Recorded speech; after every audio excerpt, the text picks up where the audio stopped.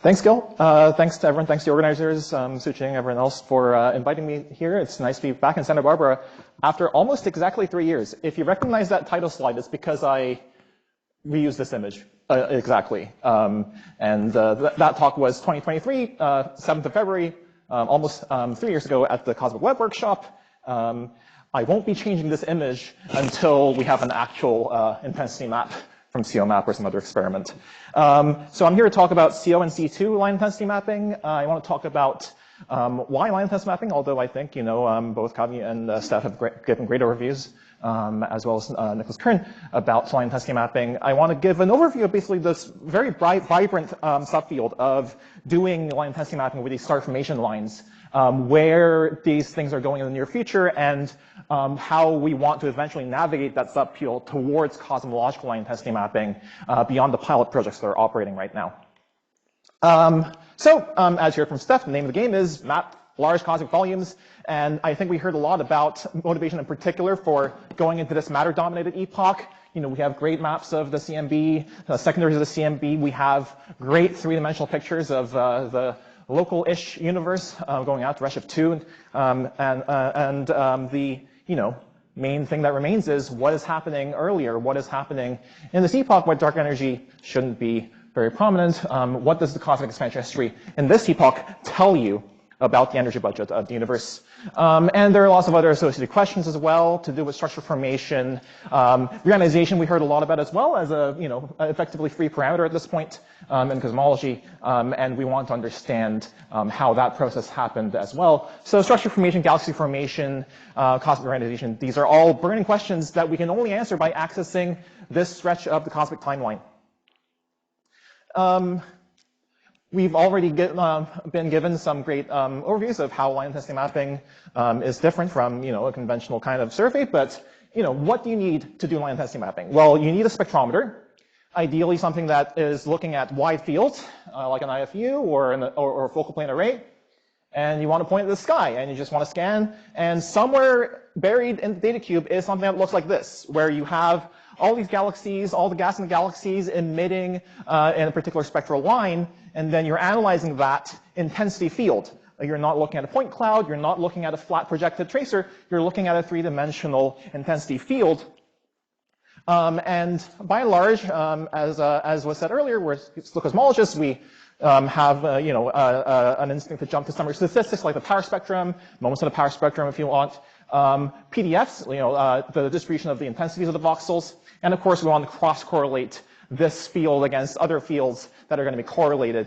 And in particular, what we're going to be able to do by doing this line intensity mapping, as opposed to looking for individual line sources and untargeted scans that try to resolve the sources, is that you're incorporating a clustering of faint sources. You're losing information about the individual sources, so the spectrometer itself doesn't need to be high enough resolution to resolve the spectral profile or the spatial profile of any individual source. All you need to be able to do is to resolve the signature of the clustering. And that relaxes the requirements around how high resolution of the telescope, how resolution of spectrograph you need to build. So you're taking into account both faint and bright sources, even sources below a conventional detection threshold, and you're able to do astrophysics and cosmology of all kinds, in particular looking for the large scale structure signatures from this line intensity field. As I said, and as Steph pointed out, as you're going out to higher and higher redshift, you're going to larger and larger volumes. You're also going to, less and less collapsed structures, which means that the K nonlinear is going to go to higher and higher K, which means that you access more and more linear modes by virtue of both the larger volume being accessed and the larger number of linear modes, that are accessible to you, the wider K range of linear modes that are accessible to you. And so this is a really compelling case to do, matter-dominated epoch cosmology, and higher redshift line intensity mapping is one of the primary ways in which we hope to access this. And in particular, there was the whole SNOMAS process recently, and the Cosmic Frontier report calls out line intensity mapping as something that might be ready next decade, and the P5 report itself had a brief call out for line intensity mapping as a big discovery area in this area as well. Now, if line intensity mapping is so great, why bother cross-correlating? And I think that case has been made abundantly at this point. Steph gave a very nice overview of the history of the field in terms of detections from GBDH1 and Meerkat and so forth. And this is something from the sort of middle of that history in that 8-year interval where Eric Schweitzer looked at GBDH1 data and attempted to extract an autopower measurement. And of course, conscientiously, the paper notes that this is still biased by these very high foregrounds, these this noise by some unknown level. By having the cross power, you're bounding the tracer bias of the 21 centimeter survey field from below, and you're bounding the tracer bias from above because there's still unknown contamination in that auto power. So having both auto and cross correlations makes your interpretation more robust. You're improving confidence in a tentative detection by having both the cross correlation and the auto correlation. You're mitigating disjoint systematics, as we've gone over many times. And of course, there's science that's possible that wouldn't be possible with either data set in isolation. A cross correlation is more than just a sum of two autocorrelations. And in fact, intrinsically speaking, CO and C2 line intensity mapping has been always developed from the point of view of a multi-tracer, multi-probe astrophysical picture where CO line intensity mapping, C2 line intensity mapping traces the gas and star-forming galaxies. So it's indirectly tracing the ionization field, which is, as was discussed earlier, completely complementary to the neutral IGN that's being hollowed out that lights up in 21 centimeter emission. And so, if you think about the process of ionization, with the formation of the first stars and galaxies, and those stars and galaxies hollowing out the IGM, we're hoping to trace the sites of the earliest galaxy formation, the earliest nodes forming in this early cosmic web. And we're trying to understand how these ionized bubbles grow, the ionization history at late times by cross-correlating 21 centimeter with star formation lines. Just looking a little bit more recently in the past, this Keck Institute for Space Studies study, the first billion-year study, was, as far as I can tell, kind of the inception of these experiments. You might see some familiar faces. I'm not zooming into the faces per se. I'm trying to zoom into the paragraph here, which says, one of the key findings was extension of CMB-LSS measurements to detect unresolved spectral line emission. In particular, CO and C2 line transitions emerged as particularly compelling, basically to compare with observations of 21 centimeter at ionization. So we're coming up on about 16 years from the start of this study from the Keck Institute. And basically that study resulted in 2 programs. Suching was actually the JPLPI on one of those experiments, which became COMAP. And the other experiment became TIME. And I currently actually work on both those experiments, so I wear 2 hats. As I'll describe, I also wear a 3rd hat. But basically from that point on, the field, this subfield has just grown and grown. And there are now a whole range of different experiments, different instruments on different experiments, on different facilities that probe different kinds of CO and C2 emission at different redshifts. And this itself is part of a pretty broad landscape. You have the 21 centimeter wheelhouse, you have the CO and C2 wheelhouse that covers centimeters, sub-millimeter, and then you have the optical, rest frame optical, near IR wheelhouse. And here I'm just showing, just to remind you, the 21 centimeter is really, with the LMC as an example, I'm just showing you the 21 centimeter, is really probing the diffuse, the diffuse atomic matter. The CO and C2 is really tracing these dense regions that are almost, certainly going to be confined to these star forming regions, to these halos. And the H alpha is probing unobscure star formation, shown here in this case. And each of these, has different strengths. Not just in terms of science, which is highly complementary across all of these, but just in terms of observational advantages, the terrifically low atmospheric capacity in 21 centimeter, the foreground valley, and comparatively still low opacity for centimeter millimeter wave. And then of course, when I used to present this slide saying, well, the atmospheric capacity isn't so great at near infrared, with SphereX, I think that has completely changed. It doesn't matter if you can send up a mid-X mission and get at the entire sky with many-band spectrometry. So, I would say the history of, efforts to detect this CO and C2 line intensity signal really began with Carlo Keating, who actually tried to use these community interferometers, KARMA, before it was decommissioned, and the ALMA compact array in order to make early measurements of the CO line intensity mapping signal in the shot noise regime. So not really going after the clustering regime at all. These interferometers wouldn't be capable of detecting anything at remotely cosmological scales, but just to get an idea of, how bright, how stochastic is the CO, what's the basic bright tail of the luminosity function. These resulted in what I would say are tentative excesses. The COPS experiment, which targeted CO at redshift 3, came up with a 2 and a bit sigma detection excess that was consistent with some models of CO at that redshift. The MIME experiment came back with a similar kind of significance detection, 2-3 sigma detection of an excess, which was also consistent with aggregate CO emission at 3 millimeters. This was 100 gigahertz. This was 30 gigahertz. And so we thought, oh, well, maybe there's something to this, which is why we have this explosion now. I have, about 20 minutes left. There's no way I'm going to cover all of these in great detail. I will never do all of these experiments justice in the remaining time. So what I'm going to say is there have been a few workshops advertised during this conference. I'm going to advertise the line intensity mapping conference. That's going to take place in Pasadena. In fact, take place at Caltech with support from the Keck Institute for Space Studies, in fact. And you don't have to be in Cahill. Apparently, they're hosting this at the Neuroscience building, which is very nice at Caltech.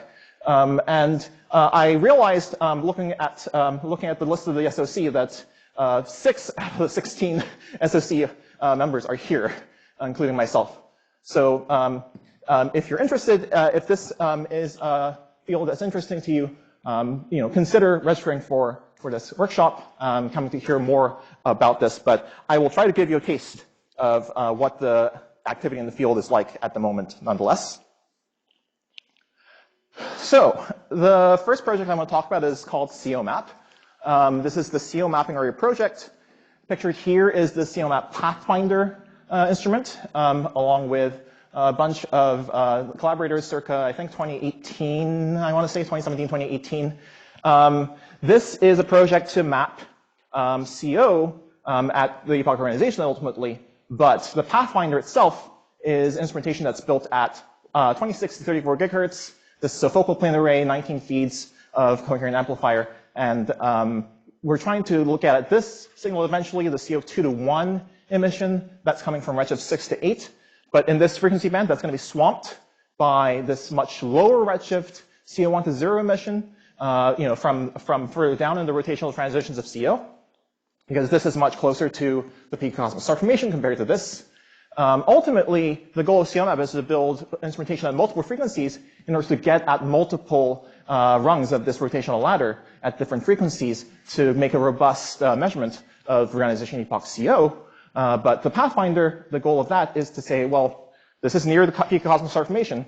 There are definitely metals. There are definitely star-forming gas clouds at this redshift. We're going to go for this signal here. So this is a collaboration led out of Caltech here in Cleary. Is the PI there. And this is a collaboration that is, even smaller than Meerkat. But we make do somehow. And we have collaborators across the Americas, across Europe as well. Our collaborators in Oslo in particular handle a lot of the low-level data analysis, as well as the power spectrum analysis. So the Pathfinder, I will say, is geared for cross-correlation. It has always been geared for cross-correlation. One of the concerns in designing the observing strategy was, in fact, to balance the sensitivity to the autocorrelation signal with the availability of data in order to do cross-correlations and potentially accelerate our way to an initial detection. So that meant, okay, you don't want, overly large areas if you're still aiming for some kind of autocorrelation sensitivity. But you can place them strategically, and you can still, actually place them within reach of a spectroscopic sample. In particular, the spectroscopic sample we're aiming for is the HETDEX survey of Lyman alpha emitters. because we're looking at such small areas, we really need those line of sight modes to cross-correlate. And so that motivates spectroscopic samples being specifically targeted. We also overlap with the SDSS EBOS footprint. We overlap with Stripe 82 in this case here. And there were other considerations to do with logistics of survey operations and so forth that led to the choice of these precise fields within the head-dex fall in the spring fields. Our most recent results we put out in the summer and autumn of 2024, primarily. Delaney's stack results, I hope you caught Delaney's poster before it had to go down, is paper number 4. At this point, this season 2 analysis is working off of 3 years worth of data on the Pathfinder instrument, and these are the data points we obtain for the CO power spectrum at redshift 3. Now, this undergoes quite a bit of data cleaning.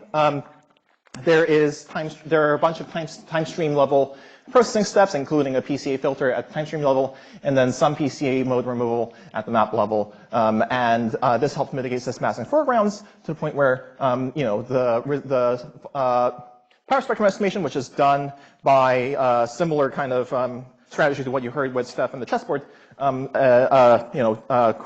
feed group, pseudocross power spectra between different data splits.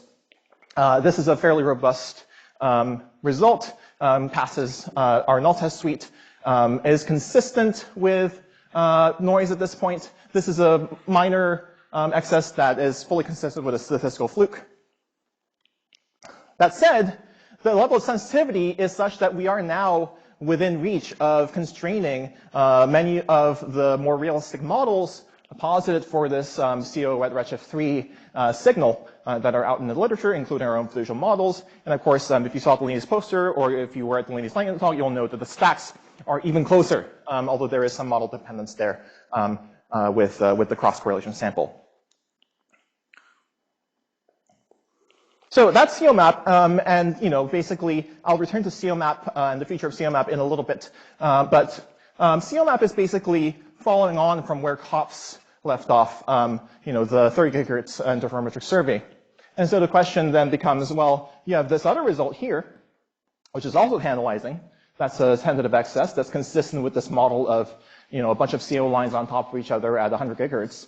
Is there anything to expand on that? And the answer is yes. There are a bunch of experiments operating in this regime that are looking for C2 in particular, coming from high redshift. So these are 3 of the experiments shown from before. I don't think Typhoon, which is the Japanese-Dutch experiment, I don't think they have an image represented. Apologies. But these are 3 of the experiments operating in the millimeter wave that are targeting high redshift C2 with a lot of CO from lower redshift in between. Concerto was a French experiment led by Guylaine Lagache, operating out of Apex in Chile. It is now complete. They are still analyzing hundreds of hours of data on Cosmos in order to get an upper limit out. But the ones that are still operational are TIME and the epoch organization spectrometer on FEAST, which I'll go into in a little bit. Let's go over TIME first. Now, I mentioned C2. CO, carbon monoxide, is a nice tracer of molecular gas. There is some complexity around it. Some molecular gas is CO dark. But C2, is so bright that in local starbursts, it can make up to 0.1 to 1% of the entire bolometric infrared luminosity of a galaxy. So we like the bright lines. We want to go after bright lines because we're trying to map out fluctuations in bright lines if we can. And in particular, there have been detections of, many detections of C2 emission from UV-selected galaxies at redshift 4 and above from ALMA surveys. So this is a promising target to go after at high redshift. Now, TIME is what I keep calling a minimum viable experiment. We understand the technologies that go into it. There's not too much novel development. This waveguide grading spectrometer architecture was developed for ZSpec on the CSO. The bolometers are transition as sensors that could be used in any CMB experiment. And so you put those two together, and you have a spectrometer that spans a number of feet. You have an array of spectrometers, dual polarization, and you can use that to do line intensity mapping. So this is time. Abby Kreitz at Cornell is the PI, but we have collaborators across Caltech, Arizona, RIT, and important folks collaborating with us from MPIA, Northwestern, et cetera. We've undergone a few commission runs at this point, winter of 2019, winter of 2022. But right now, as we speak, time is still on its telescope. Here it is on lift day. There's Abby. There's Dan Maroney in the background holding the guide rope because the cryostat is literally about to go up. It's on a crane. So it's about to go up and be lifted into the dome and then ultimately into the cabin of the telescope, which is the 12-meter dish at the Arizona Radio Observatory. We've had a productive set of testing observations. From the 2021-22 engineering, we got to be the first millimeter wave line intensity mapping experiment to do any kind of demonstration of a working wide field spectrometer. So we imaged the galactic center, and the galactic center is a very dense, molecular region. And so we said, okay, well, we should look for the CO lines, and we should try to do analyses on the CO lines. And so this paper, led by Selena Yang, who's one of Abby's PhD students, came out on the archive last November. Sophie McAtee is an undergrad, and Ben Vaughn, who's another one of Abby's PhD students, co-led the work to make the pipeline, process data. And you can kind of see it's, depending on where you're sitting and how good the projector is, it's quite easy to see that, there's this orange tint that permeates the Sagittarius A image on this side. And, when you take that away, when you mask that channel out, it's a completely different color. And that tells you that there is significant CO emission the time basically senses in a limited number of channels. So that's great. We have a spectrometer. As I said, that's condition one to do line intensity mapping. You need a spectrometer. You need an array of spectrometers to do this to begin with. So we've been back in the sky in the past few weeks. One of the first things we did was, again, try to verify that we have a spectrometer. We took a spectrum of Saturn, and that has a prominent absorption feature, which we observe and match to the model. So we've been verifying science operations through a range of targets, planets, galactic clouds, extragalactic targets like quasars, and we've started integrating down on our science field within the Cosmos footprint. Many thanks to Ryan Keenan from MPIA, who helped us with a lot of this early science verification planning. We'll have more to report, hopefully by the time of 26, as we keep processing these data. So I talked about CMAP, I talked about time, I told you that those are two hats I wear. So now I have to put my CCAT hat on. And because, I'm at Cornell. CCAT is one of Cornell's prides and joys at this point. And we actually have been told, this wonderful render of CCAT on the CCAT site, we can't show that anymore because it's real, right? So the telescope is being built right now, and everything's coming together. There are the mirrors and there are crates here, but everything else is starting to come together. This is actually a slightly older picture because this is the summit as of a week and a half ago after a bunch of snow fell on it, but you can see more of it's coming together slowly but surely. So this is the Fred Young submillimeter telescope from the CCAT consortium, the CCAT collaboration, and this is located 5,600 meters above sea level. So that's a few hundred meters further up from the plateau where you find a lot of these other experiments like ALMA and ACT and SO. It's quote unquote the highest site you can drive a truck up to. It's a very dry, very high site that's still accessible, reasonably accessible, and importantly, it's a dedicated survey telescope, wide field of view, very high throughput, and it has line intensity mapping as a key science case, which is wonderful from my point of view. I love it when facilities want to do line intensity mapping, especially facilities like this. So the facility is going to be inaugurated in April, and the first flight with some broadband modules will be following in the following months, but the line intensity mapping instrumentation will come online within the following year as well. So that's what I was talking about before, the epoch organization spectrometer. This is an instrument led by Gordon Stacy, who's also the project director. And this is a dichroic scanning spectrometer there's a Fabry-Perot interferometer in here that basically steps and modifies the bandpass that the detectors see. And so this is capable of basically scanning from 200 gigahertz all the way up to 400 gigahertz in 2 different bands, 2 different orders of this FPI.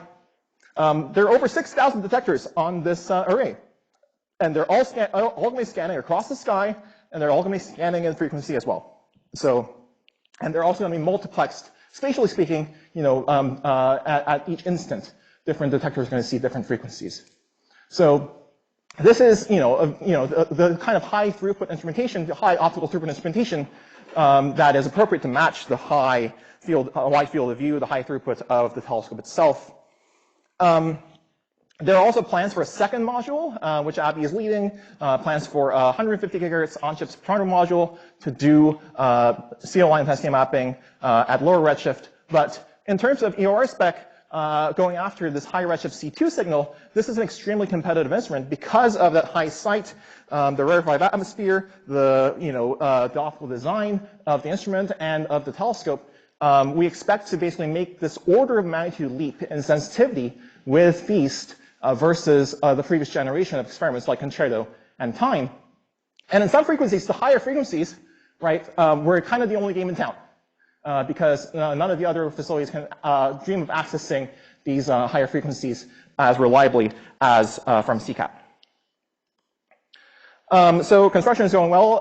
I apologize because I was trying to find the picture of PrimeCam, which is the cryostat that holds these optics tubes, much like the SO lat receiver. And the only picture I could find has Nick in it. So apologies. But this is the site. This is the instrument. They're both coming together, and we expect to be shipping PrimeCam with some broadband modules over to the site later this year, and we'll see first light on the facility. So, this is coming together. This is a very exciting time for a lot of us at Cornell. And Cologne, and Bonn, and, partners all around the world. We had the collaboration meeting, the 6th collaboration meeting just last autumn, and everyone was very excited to see this thing coming together already at that time. So, I want to talk in the remaining time I have about the future of line intensity mapping. I mentioned the SNOMAS process a few times. Those callouts happened thanks to Karkari being an organizing force for thinking about cosmology with line intensity mapping as part of this process. I'm going to flash the numbers up here. They look good. FNL, neutrino mass, N effective, W naught, WA. Do you believe them? I mean, these are realistic fundamental sensitivities as long as you believe that this roadmap is going to happen, right? The scaling up of instrumentation up and up and up. And as long as you believe that the analysis will scale up as well to remove foregrounds and systematics, right? And as long as that's going to happen, this roadmap progressing from pathfinders to intermediate stages to these basically entire SO ladders or SBT 3G pluses or what have you filled with on-chip spectrometers, this is a logical progression. But we kind of need to convince ourselves that this works, right? The main the leading experiment in this subfield, I would say right now, is COMAP, and even that is currently showing upper limits, constraints from above, no firm detection yet. We need to make an initial detection and figure out how bright these lines are to begin with at high redshift.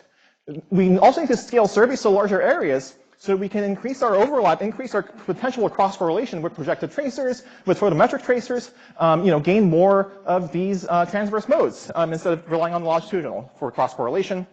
And we need to mitigate instrumental systematics and foregrounds, including in particular line interlopers. So cross correlations are the key for all of these, right? If you want to make an initial detection, cross correlations, as I said, can accelerate your initial detection. They can validate your initial detections. They will enable science over larger areas with a limited amount of integration time they might have with an early experiment. And what I don't need to say more about this last point. So what are we doing? On the CMAP side, what we're doing is we are building a large area survey, which seems logical enough. So back in 2017, before the DSA dishes kind of lined up over here and out there, when the Pathfinder was being commissioned, we had a hold over this dish here, which is still the Pathfinder dish, and this dish here, which had this centimeter wave receiver left over from Karma's decommissioning, which we then used as a test bed. So that dish is no longer the test bed. It's the dish for COMAP wide, which is a newly funded extension of COMAP, which will allow us to build a parallel survey to do a wide field survey, spanning, we hope, on the order of 100 square degrees. So we're going to build a new focal plane array, like the Pathfinder instrument, but with improvements from lessons we learned, taking advantage of advances in technology in the meantime. Our primary cross-portion target is LOFAR, a narrow band of redshift around redshift 7, 21 centimeter data at randomization, which again is the dream for CO line intensity mapping. We're likely going to be set in the north ecliptic pole field, this Euclid deep field north, because the plan is to leverage existing plans for ultra-deep LOFAR observations, and that opens us up to a lot of other potential cross-correlation against spherex, against HETEX, against CHORD, any number of other things that might extend to higher redshift, focused in on this particular wonderful deep field. So we're very excited about this on the CMAP side. I'll say in general, like you look at this plot from this review of line intensity mapping theory from Jose Bernal and Eli Kovets, and you look at the fields, right? And these are all the big galaxy area fields, and then you have the fields for COMAP. You have the fields for the FEAST survey. You have the fields for TIM. You have the field for Concerto and FEAST and COMAP again. And so these fields are really not comparing up in size.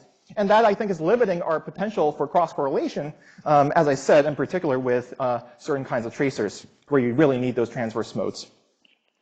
Now, if you want to map a large area out, helps to have a large field of view for your instrument and for your telescope. And so, again, that's why I think CCAT is going to be fantastic for this kind of development. The field of view of this telescope is 8 degrees, and it has a fantastic surface accuracy because it's geared for sub-millimeter instrumentation as well. And we could put a lot more spectrometer pixels on the sky than just these 2 modules that we're currently planning.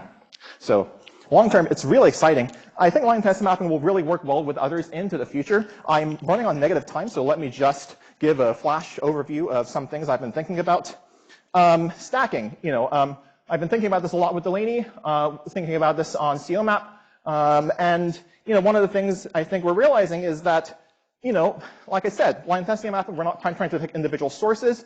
We are really confusion limited by design. So we should not be surprised that the stack, we expect the stack to be highly confused. And that works to the benefit of an individual detection because you're getting lots of CO emission potentially from sources that are not the catalog sources. But then that complicates the interpretation, right? You don't know, how bright the actual source is in CO and how much of the LSS is coming from assembly around that catalog source. So I've been thinking about improving stack detection through force spectrometry techniques, but I've also been thinking about improving interpretation because, you might still be double counting flux even if you're, optimizing your detection significance, which we think we can do by using these force spectrometry techniques by up to 25%. The issue, of course, is that the optimal profiles that you would use for force spectrometry are going to be model dependent, and, you're still double counting flux. So Marco Viro in the past has done this thing called SimStack for CID analyses, which we think we can apply to limb stacking for more rigorous statistical treatment that avoids this kind of double counting. Correct decomposition of line intensities from different selections would be great as well. So I'm working with a PhD student locally on that. I think in general, theory and simulations are really key to seizing on experimental progress. And rather than pontificate on that myself, I'm going to just flag a few people that are going to be coming in for the program next week to address this particular sentence, which I think is the understatement of the decade. It is indeed rather difficult to obtain a reliable theoretical estimate. I think we're going to hear from Yiquan that the data-driven approach is going to win again. What I will say basically is we have been trying hard at this. Collaborators at CID have been trying really hard to gain some physical insights from small-scale simulations, these zoom-in simulations. So Do Tolgay, who was a student with Dick Bond and Norm Murray, he's going to be here next week.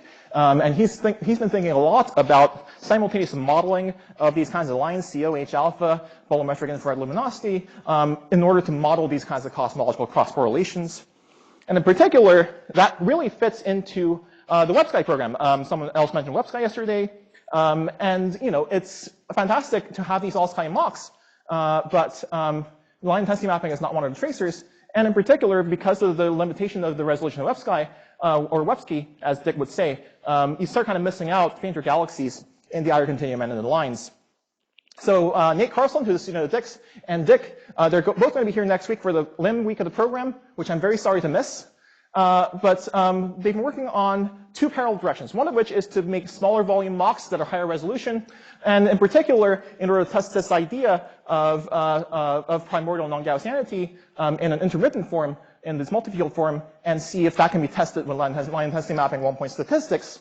And then Nate is also working on WebSky 2.0, which is not just going to focus on finding resolution to lower that minimum halo mass, but also to try to explore more cosmologies and hopefully explore more tracers, not just line intensity mapping, but also all kinds of different tracers, different kinds of galaxy selections, and so forth. So Gil is flashing the stop talking sign at me, and I will do so.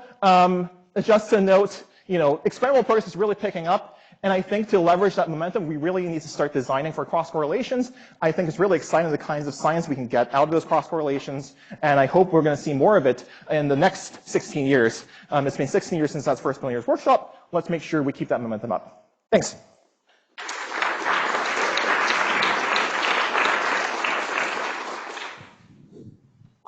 All right, questions? Well, since you went over time, I'm going to put your feet to the fire. Could you go back to this timeline? Oh, yeah. There are like real years on there. There are real years, and some of them have passed. And how are we doing? What I would say is that we are still in this stage. Time and SPD Slim, they've gone on the sky, but they have not really undertaken an intense science campaign. I would say CCAT Prime has, first of all, changed the name CCAT, and it's also experienced its own schedule slip.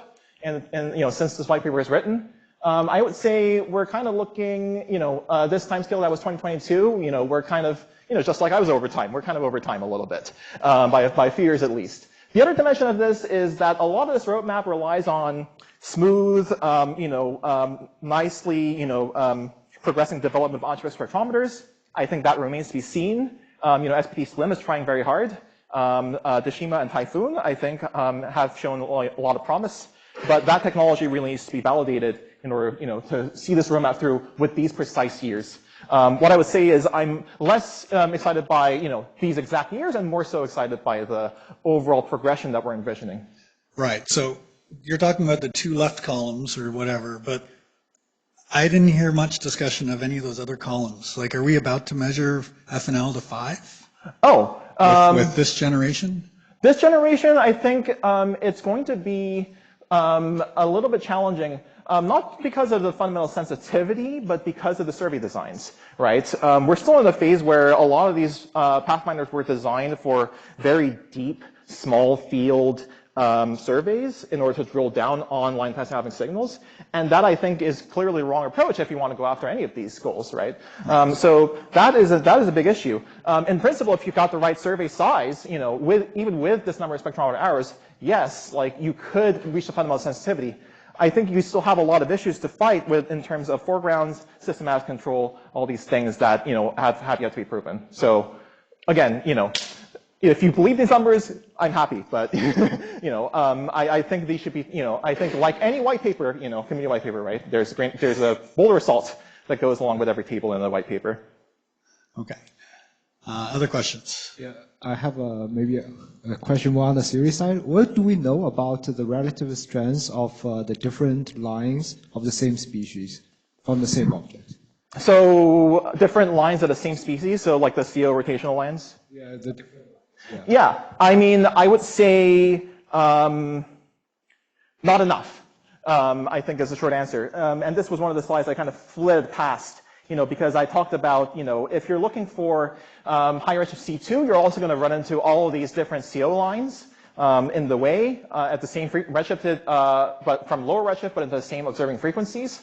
And the issue is right now our estimates for how strong these lines are going to be overall is pretty model dependent. You look at one model, certain lines are dominant. You look at a completely different model, and it's different lines that dominate potentially. And so what I think where I think we are missing things is basically understanding the physical conditions of the ISM at these redshifts. I think we can try and use simulations of the kind that I described as a starting point to try and guide our way to what the conditions might be. It's a double-edged sword with CO because you're absolutely sure that the CO emission is coming from halos, right? There's no way there's the CO and the IGM that's going to emit appreciably, but the CO is coming from very dense environments, right? They're coming from these star-forming regions, cold star-forming regions that are very challenging to model in a conventional zoom-in simulation. So I think there's a lot of work, and I think again the answer will we can use simulation as a starting point, but I think our first believable answer is going to start coming from empirical analyses. Can we go back to the plot you were just on, though, with that snow mass document and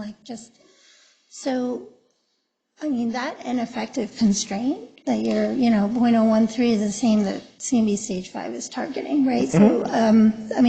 So, can you elaborate on what assumptions are going into that? Is it really just if we get this technology, we're going to get there? Because you showed another slide about theoretical modeling or something that yeah. So what have you marginalized and what's actually going into that?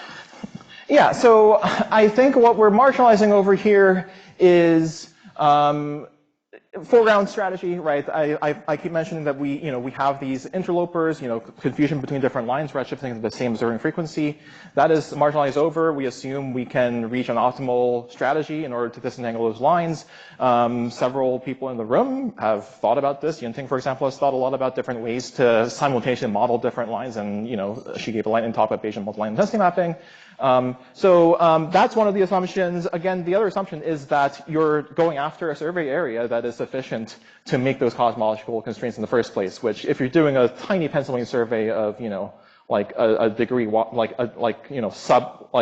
that's measured in arc-minutes square, you're not going to be able to access that information, right? Are you assuming no astrophysical uncertainty? We're also assuming that we're marginalizing over astrophysical uncertainties. We're not saying, you don't need to marginalize over the astrophysics, but in a lot of cases, and this is true for our forecast for trying to constrain this primordial non-gaussian model with C2 and line intensity mapping as well. The astrophysics and the cosmology play on completely different axes in our simulations, and they are not very degenerate. All right, other questions? If no one asks another question, we're going to have to just go get coffee. Oh, no. All right, well, let's thank the speaker again.